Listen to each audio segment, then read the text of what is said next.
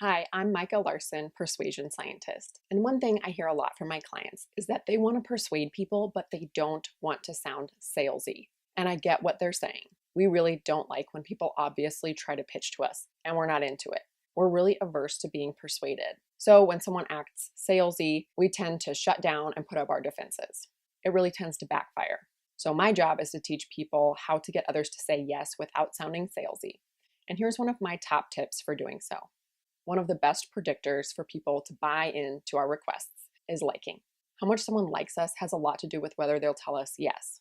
And one of the best ways to get people to like us is by increasing the feeling of similarity. We really like people who seem like they're similar to us. We tend to trust them more, we tend to like them more, and we tend to think that they'll guide us in the right direction.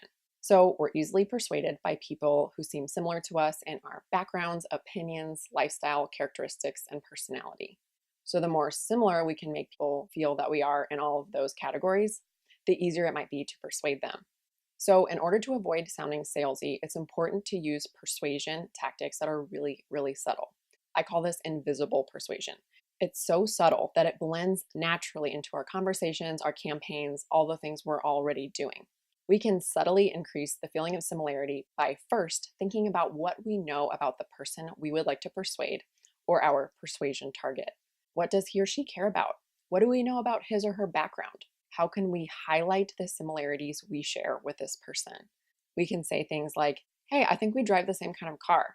I didn't know you're also from the Midwest. I also root for that team. Or we have kids the same age. We can also do things like pay attention to the words he or she uses to describe him or herself, work, life, career, hobbies, etc., and use those words in our conversations. These types of things create, even unconsciously, a feeling of similarity. And like I said, that tends to increase the feeling of liking, which makes it easier to persuade. So if you're afraid of sounding salesy, make sure that you're using subtle persuasion tactics that blend really easily into the conversations and campaigns and communication you're already doing with your target. And you can get a free persuasion how-to video of your choice from me at my website by using the coupon code FREEVIDEO. Check the video description for the link and the coupon code.